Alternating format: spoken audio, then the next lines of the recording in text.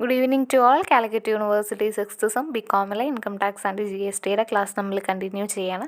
ഇതൊരു പുതിയ ചാപ്റ്ററാണ്, demand and recovery of tax. Okay, അപ്പോൾ ഇതിലെന്താ പറയുന്നതെന്ന് വെച്ചാൽ, ഇപ്പോൾ ഞാനൊരു രജിസ്റ്റേർഡ് പേഴ്സൺ ആണ്.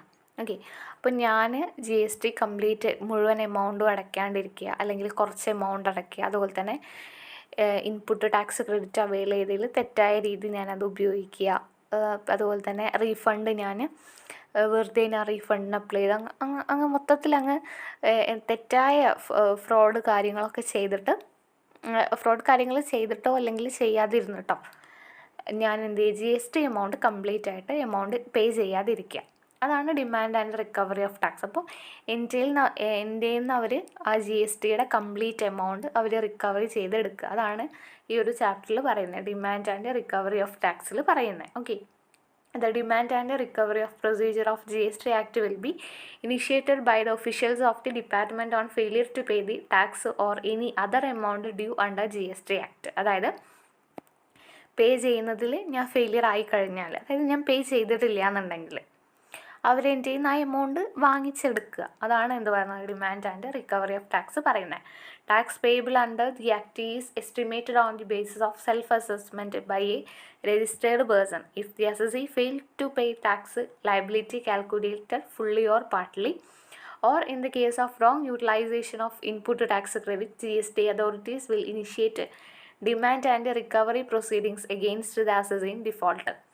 Demand and recovery process start with the issuance of show cause notice and end up in the adjudication proceedings. അതായത് ആദ്യം ഇങ്ങനെ റിക്കവറി ചെയ്യുന്നതിന് വേണ്ടിയിട്ട് അവരെന്ത് ചെയ്യും, ഒരു ഷോ കേസ് നോട്ടീസ് അയക്കും. എന്നിട്ട് ആ ഒരു പ്രോസസ്സ് കഴിയുന്നത് വരെ അവരിങ്ങനെ കണ്ടിന്യൂസ് അല്ല, അതായത് നമ്മുടെ കയ്യിൽ നിന്ന് ആ എമൗണ്ട് കിട്ടുന്നത് വരെ അവരെന്ത് ചെയ്തുകൊണ്ടിരിക്കും, അതിന് വേണ്ട കാര്യങ്ങൾ ചെയ്തുകൊണ്ടിരിക്കും. അതാണ് ഡിമാൻഡ് ആൻഡ് റിക്കവറി ഓഫ് ടാക്സിൽ പറയുന്നത്. ഓക്കെ, അപ്പോൾ 4 തരത്തിലാണ് ഇത്തരത്തിൽ ഈ ഒരു ഡിമാൻഡ്, അതായത് നമ്മൾ ടാക്സ് പേ ചെയ്യാതിരിക്കുക. 4 തരത്തിൽ. അതിൽ ഫസ്റ്റ് പറയുന്നതാണ് issue of demand notice when there is no fraud or any wilful misstatement or suppression of facts. അതായത് ഇയാൾ ഫ്രോഡല്ല, അല്ലെങ്കിൽ മിസ്റ്റേറ്റ്മെൻറ്റ് അതായത് ഇപ്പോൾ ഞാൻ പറയുന്നില്ല എനിക്ക് ഇത്ര രൂപ ടാക്സ് ഒന്നുമില്ല, ഞാൻ ഇത്രയൊന്നും പേ ചെയ്യേണ്ട ആവശ്യമില്ല, അതുകൊണ്ട് തന്നെ ഞാൻ പേ ചെയ്യില്ല എന്ന് ഞാൻ പറയുന്നൊന്നുമില്ല. അതുപോലെ തന്നെ ഇയാൾ ഫ്രോഡും അല്ല, അതായത് ഇയാൾ വേണ്ടാതെ റീഫണ്ട് ഒന്നും ചെയ്തിട്ടില്ല, അതുപോലെ തന്നെ ഇൻപുട്ട് ടാക്സ് ക്രെഡിറ്റ് റോങ് ആയിട്ടല്ല അവൈൽ ചെയ്തത്, അതുപോലെ തന്നെ പ്രോപ്പർ ഇങ്ങനെ മറന്നു പോയതോ അങ്ങനെ അറിയാണ്ട് പറ്റിയതാണ്. അതാണ് എന്ത് പറയുന്നത്, when there is no fraud or any wilful misstatement or suppression of ഫാക്ട്സിൽ പറയുന്നത്.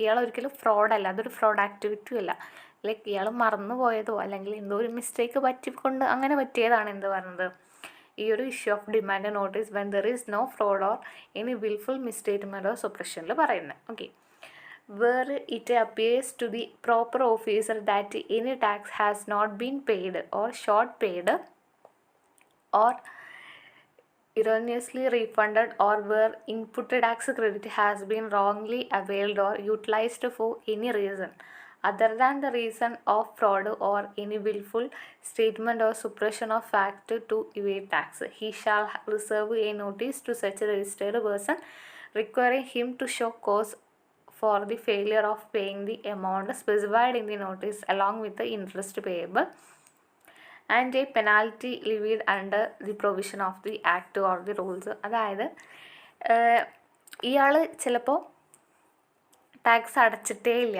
എമൗണ്ട് ഒട്ടും പേ ചെയ്തിട്ടില്ല, അല്ലെങ്കിൽ കുറച്ച് എമൗണ്ട് പേ ചെയ്തിട്ടുണ്ട്. അതുപോലെ തന്നെ റീഫണ്ട് ഇയാൾ എന്ത് ചെയ്തിട്ടുണ്ട്, ക്ലെയിം ചെയ്തിട്ടുണ്ട്. റീഫണ്ട് ശരിക്കും claim ചെയ്യാനൊന്നുമില്ല.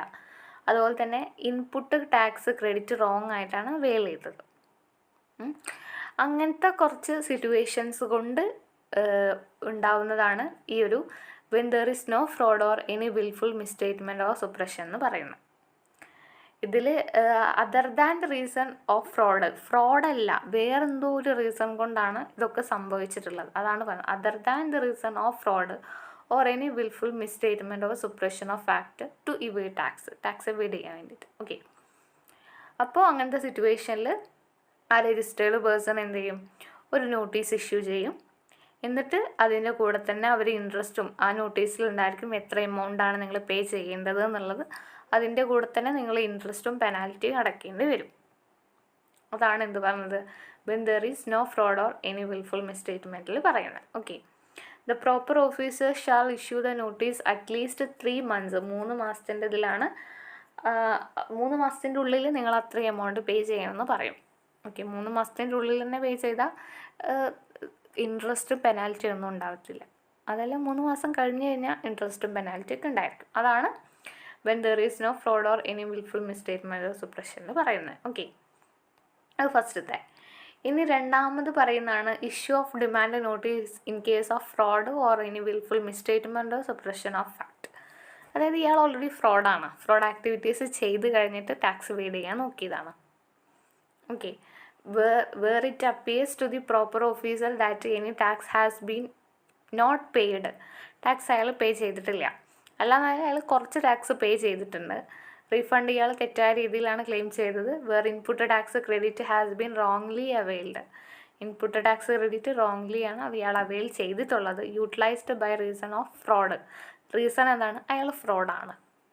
Or any wilful misstatement or suppression of fact to tax tax കുറയ്ക്കാൻ വേണ്ടിയിട്ട് അയാൾ ചെയ്തതാണ്. അപ്പോൾ എന്തായിരിക്കും, he shall serve a notice to such registered person required to him to show cause for the failure to pay the amount specified in the notice along with the interest payable thereon under section 50 and penalty levied under the provision of this act. The rules, അപ്പോൾ അത് 6 മാസത്തിലോട്ടായിരിക്കും ഇങ്ങനെ ഒരു notice issue ചെയ്യുന്നുണ്ടായിരിക്കുക. അപ്പോൾ എന്തുകൊണ്ടാണ് ഇങ്ങനെ ആയതെന്ന് പറയേണ്ടി വരും. അതുപോലെ തന്നെ എത്ര എമൗണ്ടാണ് നിങ്ങൾ പേ ചെയ്യേണ്ടതെന്നും ആ ഒരു നോട്ടീസിലുണ്ടായിരിക്കും. അതാണ് എന്ത് പറയുന്നത്, in case of fraud or any wilful misstatement or suppression of ഫാക്റ്റിൽ പറയുന്നത്. ഓക്കെ, പിന്നെ മൂന്നാമത് പറയുന്നതാണ് tax collected but not paid to government. Tax നമ്മൾ GST, അതായത് ഇപ്പോൾ ഞാനൊരു രജിസ്റ്റേർഡ് പേഴ്സൺ ആണെന്നുണ്ടെങ്കിൽ ഞാൻ എൻ്റെ സാധനങ്ങൾ ഞാൻ വിറ്റപ്പോൾ ഞാൻ എന്ത് ചെയ്തു, ടാക്സ് കളക്ട് ചെയ്തിട്ടുണ്ട്, പക്ഷേ അത് ഗവൺമെൻറ്റിലോട്ട് എന്ത് ചെയ്തിട്ടില്ല, പേ ചെയ്തിട്ടില്ല. അങ്ങനത്തെ ഒരു സിറ്റുവേഷനിൽ എൻ്റെക്കുന്ന് ആ GST എമൗണ്ട് വാങ്ങാൻ വേണ്ടിയിട്ട് അവർ മാക്സിമം ട്രൈ ചെയ്യും, എന്നിട്ട് ഞാനത് കൊടുക്കേണ്ടി വരും. അതാണ് tax collected but not paid to ഗവൺമെൻറ്റിൽ പറയുന്നത്. ഓക്കെ, പിന്നെ നെക്സ്റ്റ് പറയുന്നതാണ് tax wrongly collected and paid to central or state government. Tax അടച്ചിട്ടുണ്ട്, പക്ഷേ ടാക്സ് കളക്ട് ചെയ്തിട്ടുള്ളത് തെറ്റായ രീതിയിലാണ്. ഓക്കെ, അതാണ് tax wrongly collected and paid to central or state ഗവൺമെൻറ്റിൽ പറയുന്നത്.